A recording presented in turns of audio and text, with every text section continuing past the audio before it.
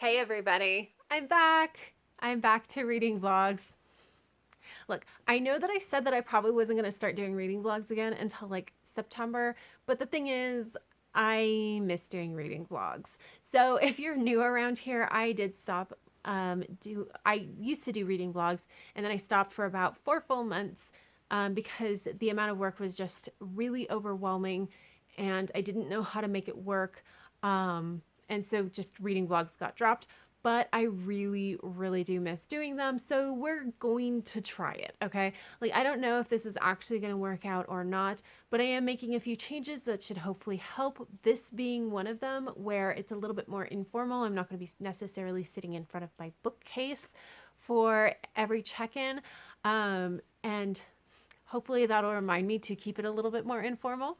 But also just talking about other things that are happening bookish, like if I get book mail, for instance, which I am, there's a package that I am waiting on that I'm hoping will be delivered tomorrow, um, as well as talking about the books that I am reading during the week. So hopefully that will help. I mean, I am to some extent winging it. So we'll see. We'll see if it works out. And there may be more changes down the road to make it work better. But I missed it, so I'm going to I'm going to see if I can make it work. So it is currently Monday night. So Monday, May 3rd. And I am currently in the middle of exactly one book, and that one book is Goldilocks by Laura Lam. This is an adult science fiction standalone.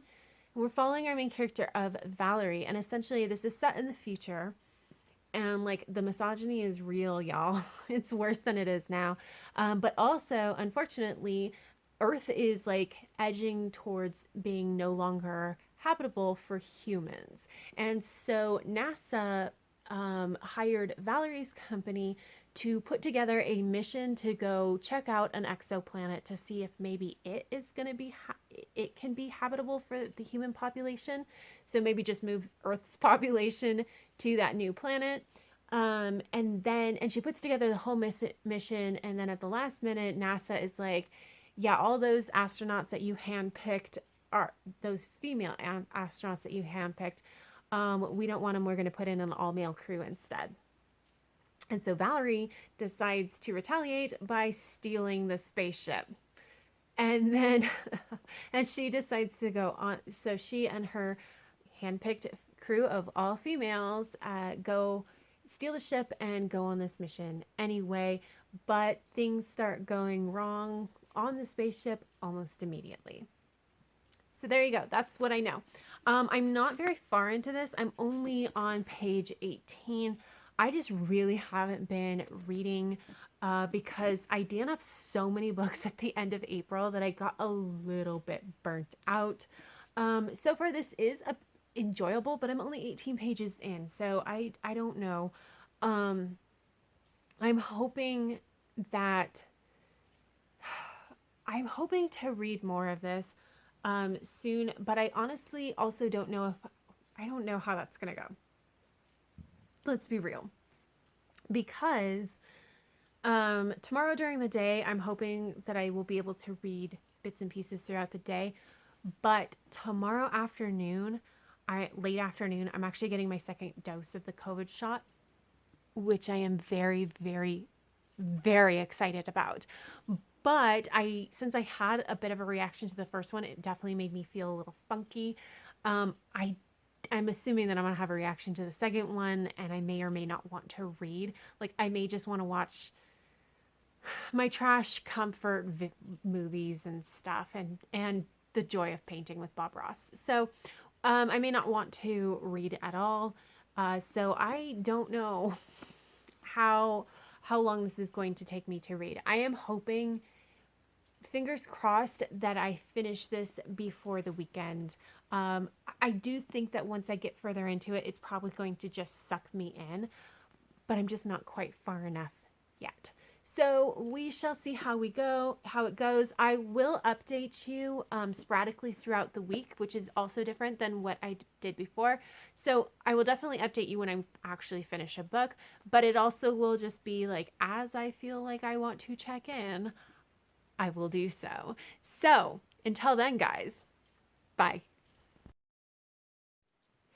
Hey, so it is now Tuesday afternoon at about like 1:10, and I have almost no time to do any filming, but this came in, so I figured I would go ahead and open it up. It is a book. I know exactly what book it is. I am very excited.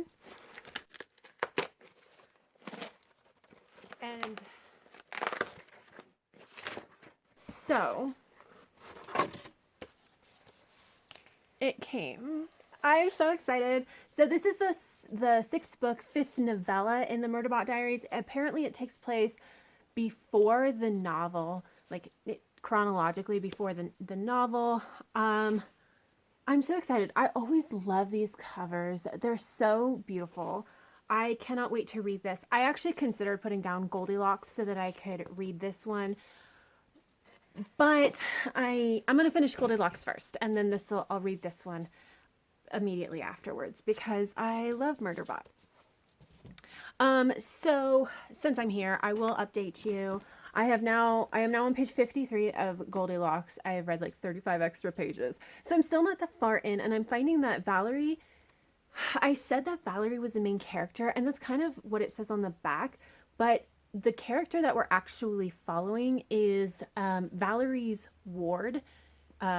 She adopted a girl many years ago who also happens to be on this mission, and that's Naomi. And we're really from Naomi's perspective at this point. Again, I'm only 50 pages in, so it might change again. And it's good, but I am having a little bit of a hard time because each chapter changes the time period that we're in. So this story is being told like it's being told not chronologically, right? So we're jumping all over the timeline. So like the prologue was actually like many years in the future, and then the first chapter was them stealing the spaceship, and the second chapter we actually went back 3 years when Naomi was first recruited for this mission, and then we jumped forward back to present day. So the jumping back and forth is pulling me out of the story a little bit because I have to figure out, like, I have to recenter myself to figure out where we are in the story. But other than that, I am enjoying this so far, and so I don't know, we'll keep going. Hopefully I will have more updates soon. However, I'm not really sure. So now is the part where I'm not really sure how much more reading I'm going to be doing. So like I have about 20 minutes before I have a scheduled phone date with one of my best friends. Obviously I'm not going to read during that time with her. I have to make dinner like starting pretty soon, actually, like within the next 15 minutes, because I'm making chili, so it has to simmer for like 3 or 4 hours. It's not hard, but it's still something I have to do. There's a phone call where I'm not going to be reading, and then basically immediately it's just going to be pick up the kid from school and then my vaccine appointment. So I don't know. I'll probably take my book with me to the vaccine appointment since I have to sit there and wait for 15 minutes anyway. But other than that, I don't know how much I'm going to read. So I don't know when you will next see me. But yeah, I still am enjoying this one. I am hoping to, sorry, my kid is deciding to not take a nap, and I could hear him. So I am excited to get further into this. I'm hoping that I will feel okay enough to read more tonight, but we shall see. And then obviously I am so excited to get into this book. So that is my update. Hey guys, it is Friday night, super late. I really wanted to film this clip before I went to bed, so we're here because I really needed to talk to you a little bit about Goldilocks. I'm now on page 178, and I'm having some problems with the world building, some major issues. So, this is supposed to be set in the near future, and we're set in the U.S. And like, I thought it was a society where like a bunch of women's rights had already been taken away, but this is actually a society that's in the process of taking away women's rights, and like, it doesn't make sense to me. So here's the thing. So like, the current president used to be in the Senate, and he introduced a bunch of these bills that restricted women's rights and reproductive rights, all kinds of things that affect women, femme presenting people, those that have a uterus, right? Okay. And then he becomes president. And then according to this book, once he became president, all these government agencies like NASA, which is got funding but isn't like, I don't think is considered an actual government agency. I don't actually know that now. But like, everybody starts pushing women out the door and like restricting what they're able to do. But that would require all the men at these places to agree with the president. And like, there definitely would be places that would agree with the president and absolutely go through with like pushing women out. However, I can't imagine every single place doing this. I can't imagine every single workplace doing this. And so it's very, very strange to me that like, every single man on in the US would all agree to do this thing. And we're not given any reasons why. It's just that, yes, everybody, like all the places decided to start doing this. So I have some questions about that. But the other thing that I'm really struggling with is we don't see any response from the women. So we're being told this history, but not that there were protests or anything that women did in response. And I'm like, what world are you living in? Because like, we had a women's march partially because Trump became president. Like, yeah, there would definitely be protests. There would be all kinds of stuff happening. So where is that history as well? And the thing that makes it especially weird is that all of our main characters are female, but like, the overwhelming feeling of what I'm getting from them is resignation more than anything. And I'm like, I don't know, like, yes, resignation is definitely a normal response, but it's not the only one.